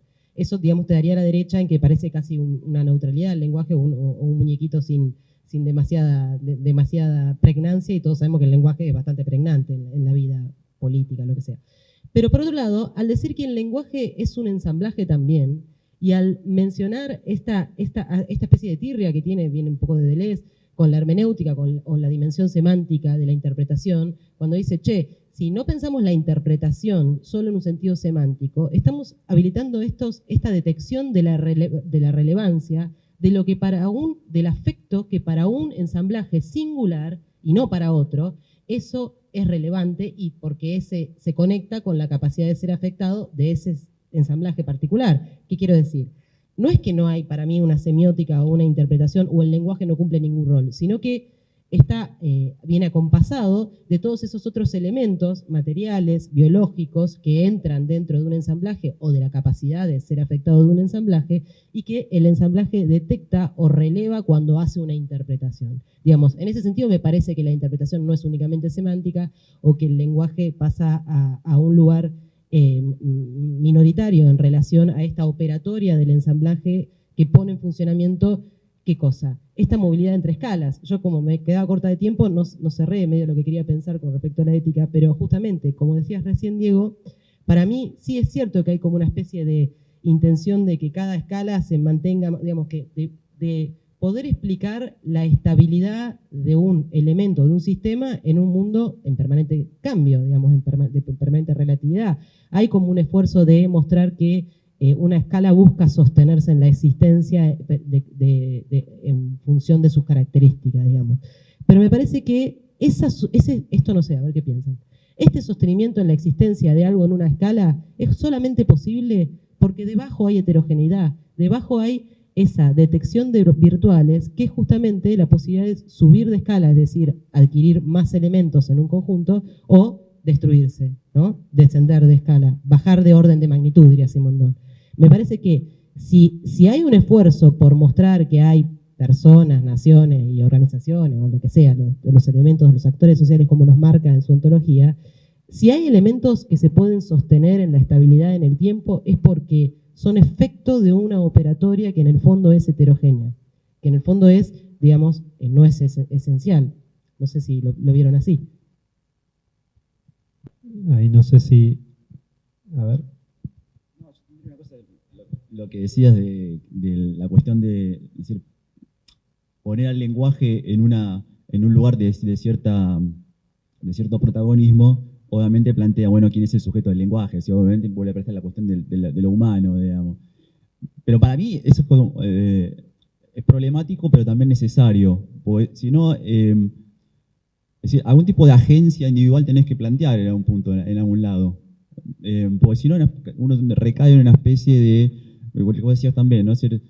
Una especie de dispostación del lenguaje, las visiones clásicas de dispostación del lenguaje. Bueno, es decir, el lenguaje, ¿cuál es la dinámica del lenguaje? ¿Cómo se mueve? Bueno, se mueve porque a la manera del espíritu hegeliano, digamos. Pero si uno no quiere caer en traducciones de esta idea, que incluso puede tener una traducción material también, ¿no? Por la idea de, bueno, ¿cómo se mueve la materia? Bueno, la materia se mueve, qué sé yo, no sé, ¿cómo es la dinámica social? Y bueno, la dinámica social no sabemos cómo es, digamos. Pero entonces hay una especie de hipostación también de otras instancias, que puede ser el lenguaje, pero puede ser también la materia. Entonces, algún tipo de agencia individual tiene que seguir sosteniendo, que se puede seguir sosteniendo en este cuadro, porque uno tiene un cuadro, la ontología social es una ontología social donde el individuo también interviene, digamos, y no es producto de una estructura ni producto de sustrato orgánico material, pero el sujeto sigue teniendo una capacidad de agencia, digamos, no es la única, pero pero vos tenés que seguir sosteniéndolo, digamos, porque si no después recaes en una especie de hipostación de instancias que, bueno, ¿qué son? El espíritu hegeliano retraducido en términos contemporáneos. Entonces, me parece que algún tipo de agencia lingüística tenés que seguir sosteniendo, digamos, ¿no? Y no puede ser la vieja agencia lingüística al modo moderno, lockeano, digamos. Así que me parece que eso se puede seguir sosteniendo e incluso es compatible con un planteo de esto. Lo que pasa es que no lo veía como...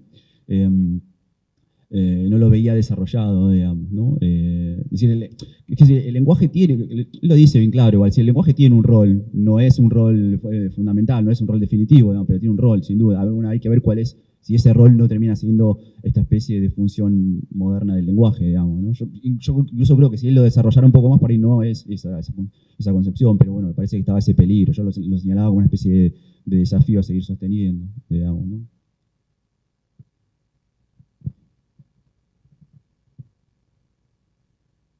Bien.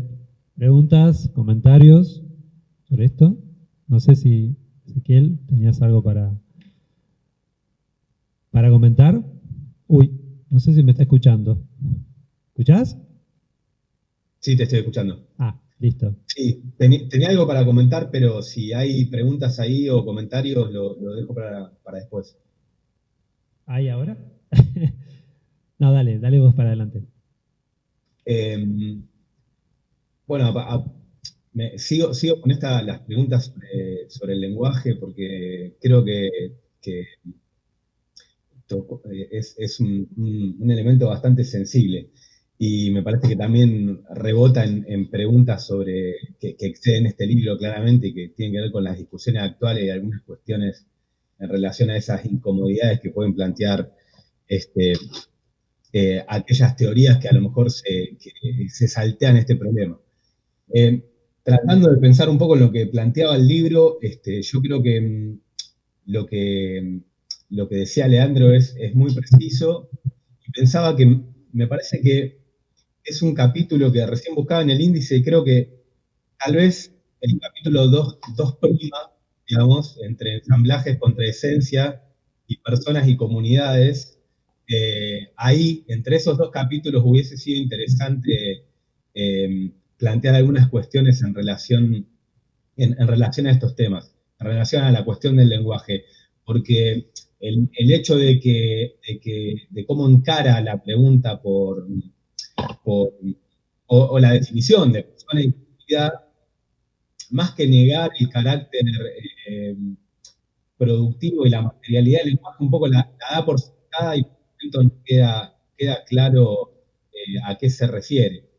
Y también pienso, o sea, eso por un lado, digamos, como el capítulo que falta, digamos, o un capítulo que podría estar bueno. Después la otra cuestión que pensaba es lo que decía Eva recién sobre pensar al lenguaje como un ensamblaje, y en ese sentido, la definición mínima de ensamblaje, sea cual fuera el ensamblaje en cuestión, implica lo material y lo expresivo, ¿no? Entonces, en ese punto se podría pensar que si la definición de lenguaje entra dentro del ensamblaje, habría que ver qué quiere decir específicamente, pero estaría contemplada este juego entre materialidad y expresividad del lenguaje. Habría que ver qué quiere decir materialidad del lenguaje para adelante, digo, pero a lo mejor podría ser ahí. La otra cuestión que también me quedé pensando en relación un poco a lo que decía Eva de los virtuales, pero esto no es, esto es lateral, es qué relación puede haber entre lenguaje y virtualidad en esta teoría, digamos, porque también si algo de esto tiene que ver habilita el movimiento, habilita el salto, habilita el pensamiento del entre, habilita esas relaciones entre exterioridades, que si acaso no hay una relación entre lenguaje y virtualidad que permite ese movimiento.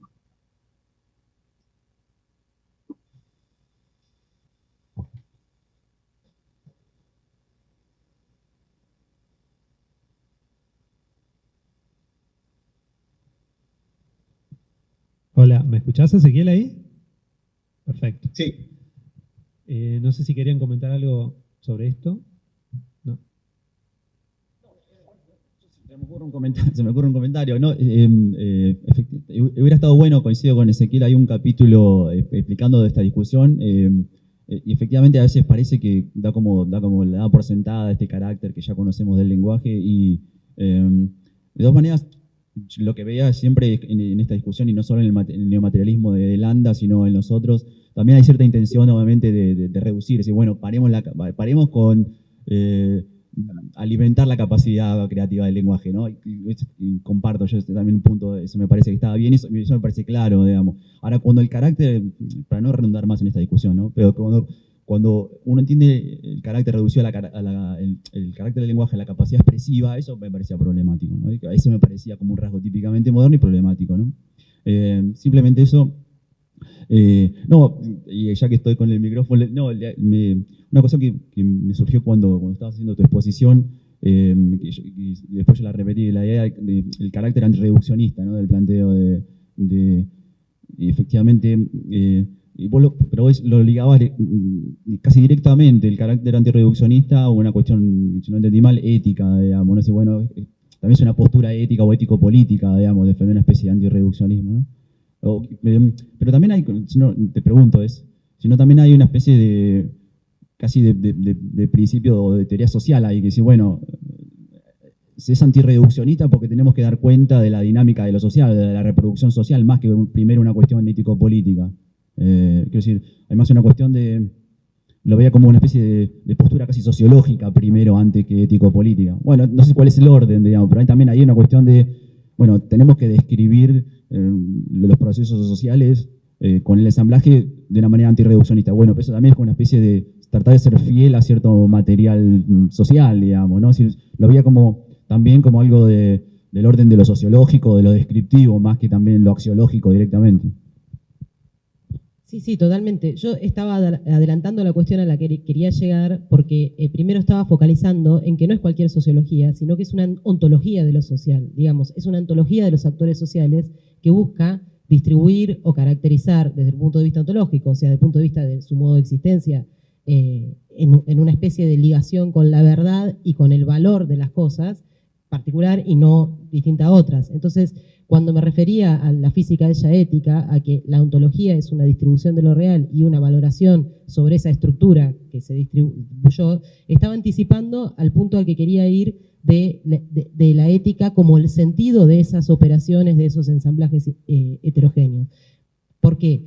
Porque me da la sensación que con respecto al microreduccionismo o al macroreduccionismo, si tenemos en cuenta que las grandes teorías en tensión de la ética, que son las famosas, las podemos polarizar así, tenemos las universalistas deontológicas que buscan basar el juicio moral en valores universales válidos para todo caso, todo momento y de toda manera, ¿no? Que juzgan la acción en función de principios universales que anteceden a la acción. Tenemos eso por un polo, y tenemos el otro polo, las teorías, pongamos, utilitaristas o consecuencialistas, que no juzgan la acción desde un principio universal, sino que la juzgan en función de las consecuencias para la mayoría de los individuos, pongamos, en una sociedad. Lo que quiero decir es que entre esos dos polos se juegan varias opciones de cómo pensar la ética en términos de la relación parte a todo. A eso venía la cuestión, en que en la relación parte a todo, para pensar una ética, puede haber microreduccionismos y macroreduccionismos del mismo estilo que se pueden marcar en el pensamiento sociológico.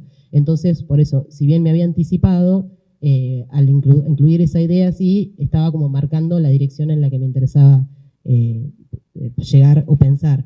En definitiva, porque me apasiona esto, y no digo que tenga la última palabra, no sé cómo lo ven, pero esto también es algo que hemos hablado con Gato. ¿Qué hacemos si no vamos a buscar principios éticos universales, y no vamos a buscar principios éticos utilitaristas, digamos, consecuencialistas, y estamos todo el tiempo intercambiando escalas, acopiemos el lenguaje de este hombre, somos ensamblajes, estamos todo el tiempo internalizando y seleccionando y detectando múltiples cosas que nos atraviesan? ¿Cómo nos orientamos en eso? Esa es la pregunta, digamos. Y tal vez las éticas pensadas micro o macro reduccionistas no puedan dar esa pregunta. Tienen que ser una ética de la mediación, una habilidad para la mediación. ¿La mediación entre qué? Y entre cosas que son heterogéneas, pero que a su vez se sostienen relativamente en un momento en alguna estabilidad. Perfecto. Sí, yo agrego ahí, te respondo con una pregunta. o con una pregunta en general, ¿no? Para ustedes y para todos los presentes. No, que es el tema de las políticas de los ensamblajes. Si podríamos, esa es una dimensión que no apareció, o por lo menos no del todo presente, pero bueno, se deriva de este libro, que es un libro metodológico, un libro con fuerte sesgo metodológico, propio de Landa lo declara, se deriva algún apotegma político, algún tipo de idea sobre cómo accionar en el ámbito político en general. A ver, porque yo pensaba el caso del ascensor en particular, ¿no? Hay un modo de pensar el ascensor, que es el que da de Landa en este capítulo, según el cual una cierta manera de simbolizar poder social o estatus social se convierte en la medida en que el ascensor interviene materialmente en el tipo de relaciones que se construía ahí, ¿sí? Pero el tipo de intervención que realiza el ascensor no puede ser interpretado de forma determinista, ¿no? No es que cualquier ascensor en cualquier sociedad del mundo y en cualquier cultura material hubiera generado el impacto que generó en la cultura que está describiendo Delanda, tal que termina con el privilegio social o el privilegio simbólico para las habitaciones superiores, ¿no? Entonces, esa es una duda, digamos. ¿Qué manera de interpretar no determinísticamente se abre, dado que los ensambles parecen tener esto que Eva llamaba condiciones de ser afectado, ¿sí? Condiciones de ser afectado que no dependen de proyecciones sociales ni dependen de interpretaciones, sino que son características como los cristales de arcilla, ¿no? Es decir, los cristales de arcilla pueden asumir esta forma, se organizan de esta forma, y aunque uno quiera organizarlos de otra, no. Es decir, se pueden armar ladrillos de arcilla, pero no ladrillos de azúcar, ¿no? Y no tiene que ver con los intereses de nuestras intenciones o de nuestros objetivos, ¿no? Entonces, digo, ¿cómo pensar el ámbito político, que parece ser el ámbito donde algún tipo de previsión o de plan tiene que haber, o por lo menos, digamos, hay una forma de pensar la política según la cual la agencia política tiene una estructura en la que las intenciones tienen un papel, en el marco de un modelo que no es determinista y que a su vez es realista en el sentido de hablar de condiciones de ser afectado? No sé si pensaron algo o si les resulta inquietante como a mí. Yo, en función de lo que decía Eva recién y lo que decís vos, también me preguntaba si efectivamente dónde está la dimensión normativa, si es que hay, digamos, si hay una dimensión normativa a priori claramente no, digamos, no hay ningún, es decir, explícitamente no lo veo, digamos, no es decir, bueno, el proyecto político a deducir a partir de aquí es esto, digamos, no es una especie de ontología social, si a priori sin una normatividad explícita, digamos, ¿no? Ahora, obviamente, hay ya una normatividad implícita en el sentido de que, bueno, si uno dice que el carácter de los ensamblajes o el carácter de las construcciones sociales es contingente, es histórico, es revisable o es alterable, obviamente allí ya hay una cierta postura crítica inherente, digamos, eso sin duda que hay una... Pero me parece que también coincido ahí con lo que decís, que me parece que hay como una especie de... no sé si la intención de Delanda desarrollar una especie de proyecto programático, vamos a poder decirlo, ¿no? Pero sin duda cuando uno describe el mundo de lo social ya de determinada manera hay una especie de postura política, digamos, ¿no? Obviamente nadie quiere ser determinista cuando uno elabora una ontología social, ¿no? Pero sin duda cuando uno dice, bueno, las formaciones sociales son contingentes, son históricas, son cambiantes, son alterables, bueno, ahí hay algo, sin duda, lo que se puede explorar. Me parece que hay una especie de, uno puede elaborar un proyecto político, una especie de reconstrucción política de esta ontología social, no sé cómo lo ve. Tengo para los dos. Para mí, efectivamente, no es el determinismo de la causalidad lineal, pero hay un determinismo. Simondon diría determinismo divergente. Acá él dice proceso combinatorio generativo, digamos, a la par de la recurrencia o la repetición, que es la que genera normatividad, digamos, la serie de pasos iguales y repetidos que generan una estabilización de una normatividad, puede ser técnica o puede ser biológica, ¿no?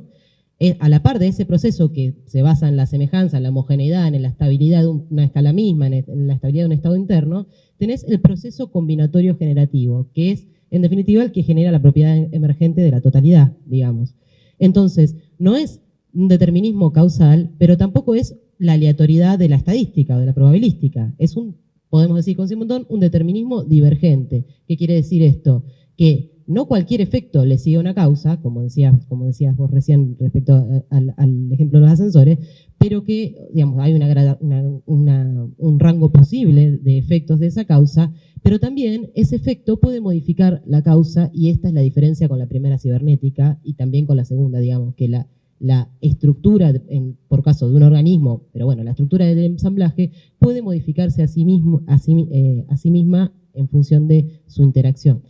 Y con respecto a la normatividad, digamos que para mí ahí podemos pensar a Canguilhem, podemos pensar cómo piensa Simondon mismo la normatividad técnica, no es estrictamente un funcionalismo, digamos, porque no es la función únicamente la que define esa operatoria, digamos, no importa ahora.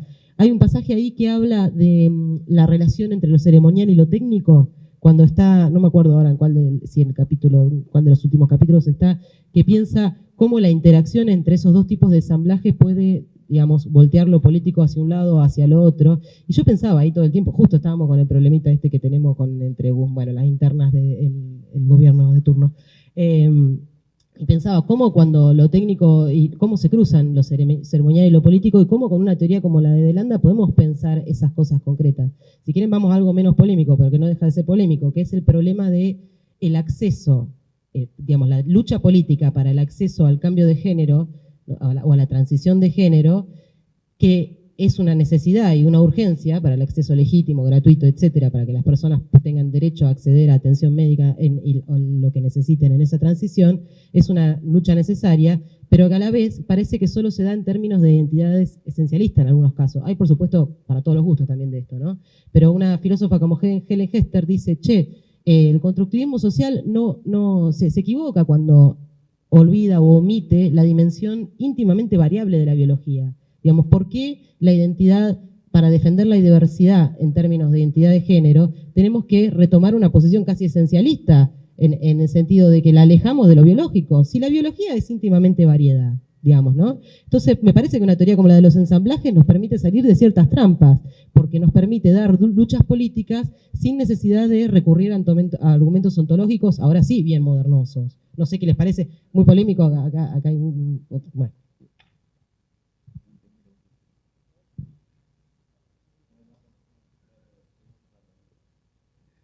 Bueno.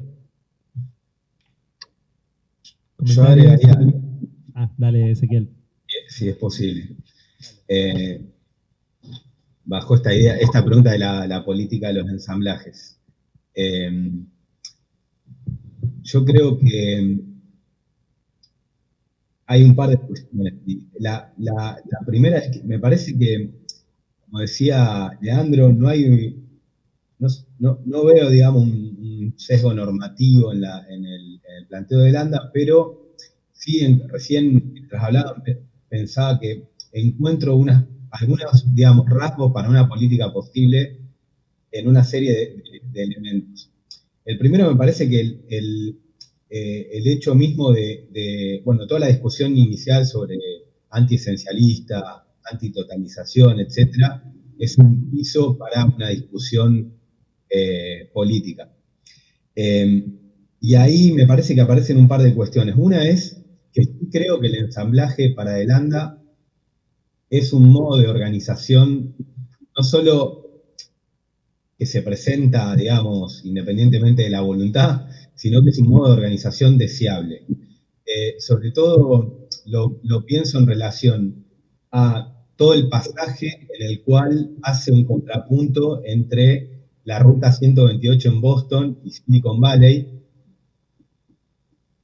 que es algo que viene de un texto anterior de él, que se llama Guerras, Tecnologías y Economía, que también se enlaza a otro texto que es Mercados y Antimercados, donde, bueno, hay unas preguntas en relación a la cuestión del mercado y los monopolios, digamos, que no viene tanto al caso, pero en la discusión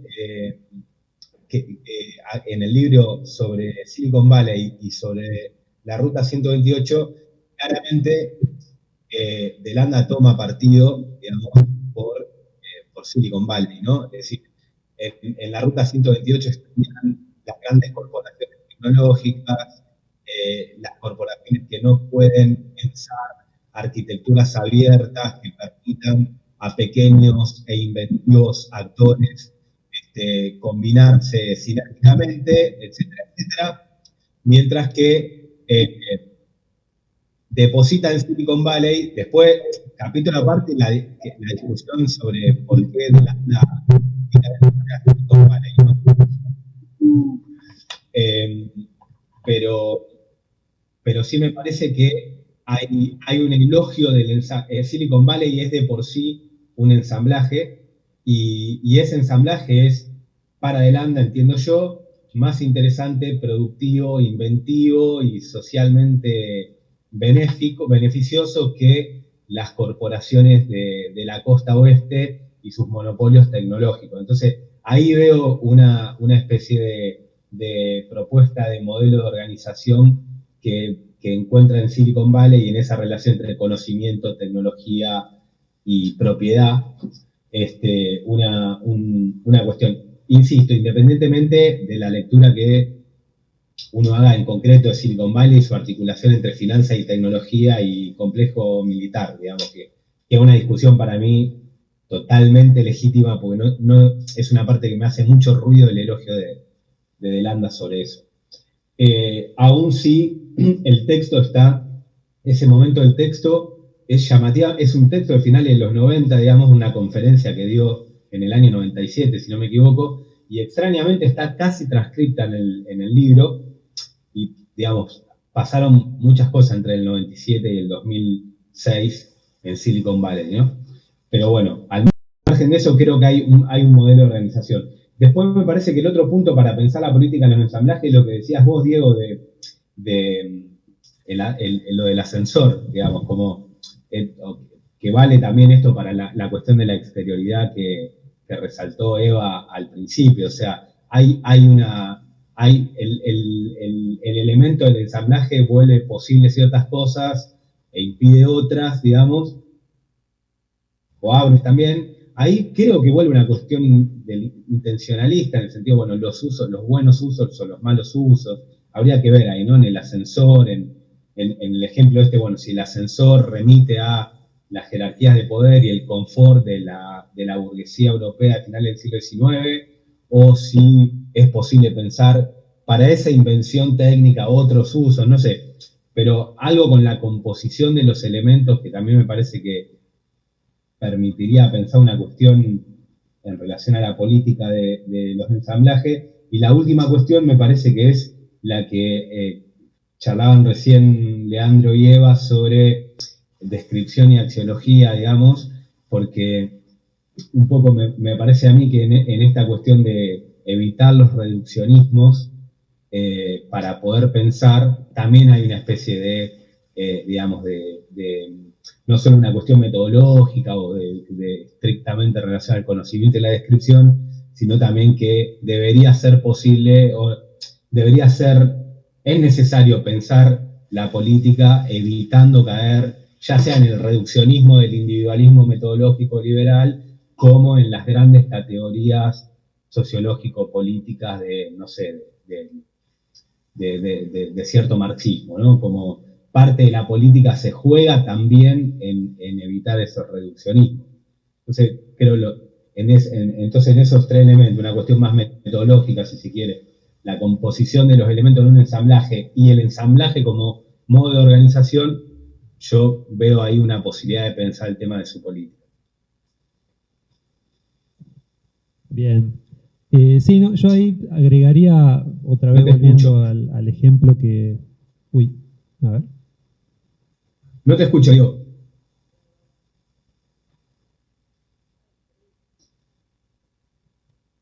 El famoso tiempo muerto.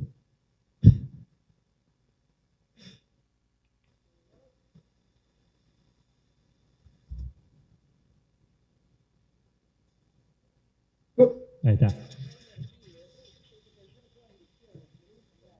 Sí, estos son los problemas de la hibridación, estos, ¿no? Los problemas de los sistemas híbridos. Volviendo al caso, otra vez que pensás vos en términos de determinismo o no determinismo, bueno, un poco lo que veníamos contando, pensaba que todo ese capítulo del libro dedicado a ciudades, el capítulo que analicé en particular, que es el que más rico me resultó, también nos da otra lectura de lo simbólico, ¿no? ¿Qué es el poder simbólico? ¿Cómo debemos analizar el fenómeno del poder simbólico? ¿Por qué un anillo de oro simboliza privilegio o estatus social privilegiado? ¿Por qué tener una habitación en el último piso comunica simbólicamente algo? Bueno, a mí me parece que lo que se deriva del libro de Landa es que, en todo caso, lo simbólico es punto de llegada, no punto de partida, ¿no? Es decir, la habitación en el último piso como un indicador último de un estatus social privilegiado es punto de llegada, porque ninguna de las mentes que crearon, de las múltiples mentes que crearon los ascensores en el planeta Tierra, intentaron dar como, digamos, objetivo general al ascensor el sentido de simbolizar estatus social o lo que fuere, ¿no? Entonces, me parece que es interesante también eso, digamos, en una lectura de lo simbólico en términos materialistas o en términos de punto de llegada y no de punto de partida en la mente de un diseñador. Que es un modo también, para mí, bastante valioso de pensar la relación entre lo material y lo simbólico, es decir, lo simbólico como una especie de aspecto de lo material que puede ser subsumido dentro de ese mismo lenguaje. Pero bueno, eso, ese comentario. No sé si hay más comentarios, creo que ya estamos más o menos en la hora del evento, nos hemos pasado unos minutos, no sé si hay algo más para acotar. A ver, Nair, dale.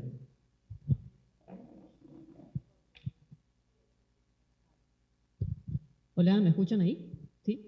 Bueno, antes que nada, gracias a todos por la presentación y el debate. Me parece súper enriquecedor y muy interesante el abordaje de este libro. Mi pregunta era un poco yendo hacia otro lugar de lo que venían discutiendo. ¿Hay ensamblajes mejores que otros? No sé, ¿qué piensan ustedes o qué piensa Delanda al respecto? ¿Hay forma de evaluarlos? Y otra cuestión que quería consultar es si estaríamos ante una ontología plana. No sé si manejan el concepto y si les parece que esta propuesta de Delanda formaría parte de esas perspectivas teóricas que a su vez han sido criticadas, tanto la propuesta de la ontología plana como ciertas ideas de la agencia material o la teoría del actor red, por desdibujar justamente las relaciones de poder. Así que, bueno, me gustaría ver si tienen algo para agregar al respecto. Gracias.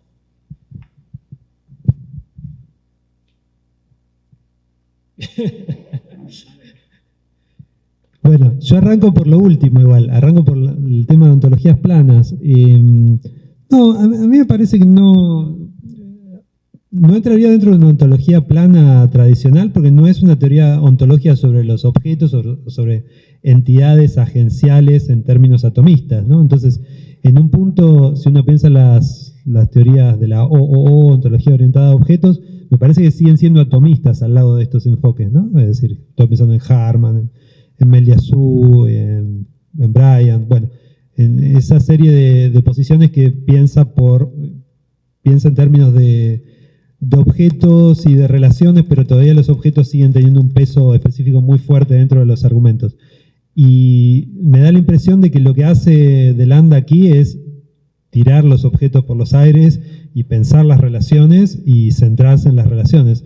Entonces, en ese sentido, compartirían el anti-antropocentrismo o el post-antropocentrismo de las ontologías planas, me parece que te diría que sí, pero no compartiría el énfasis todavía en los objetos como categorías de análisis, porque acá no hay objetos, es difícil pensar objetos, ¿no?, en este marco.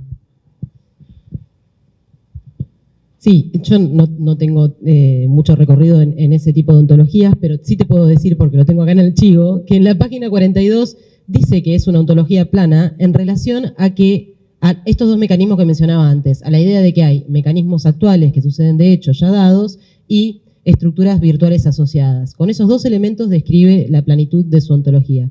Lo que le interesa decir es que no hay jerarquía, sino que hay singularidades. Y bueno, la definición del concepto de singularidad es siempre difícil, porque la pregunta que vos haces es la pregunta del millón. ¿Hay un ensamblaje? ¿Hay una singularidad mejor que otra? ¿Cómo hacemos si no tenemos tablas de valores contra cuál recortarlas?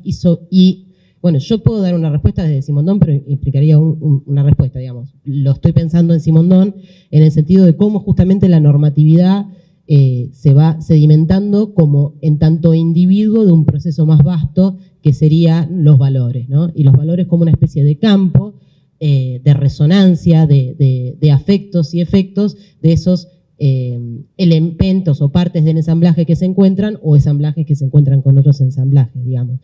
¿Cuál sería el criterio para que algo sea mejor que otro? Es una respuesta difícil, porque uno diría que sobreviva solamente, que funcione. Uno diría no, porque es un simple funcionamiento, no es un enriquecimiento, no es una amplitud. ¿Pero qué? que el ensamblaje sea más complejo significa que es mejor que un ensamblaje simple. Einstein no estaría de acuerdo con esto. Entonces, ¿cuál sería?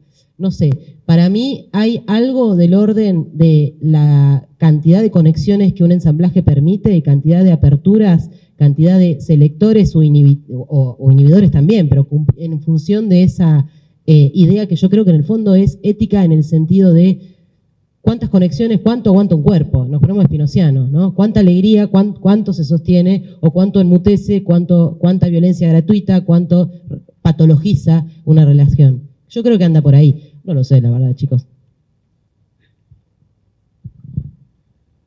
Bueno, gente, no sé si Ezequiel querías agregar algo, alguien más en el sitio que quiera agregar, ¿no? Bueno, les agradecemos muchísimo entonces la presencia en este evento de CEMAP y bueno, próximamente haremos otro, los estaremos informando al respecto y bueno, muchísimas gracias a los participantes, a Leandro, a Eva, a Ezequiel, a Andrés Bacari que se quedó fuera por un tema de avión, pero bueno, muchas gracias por participar. Así que un aplauso. Gracias.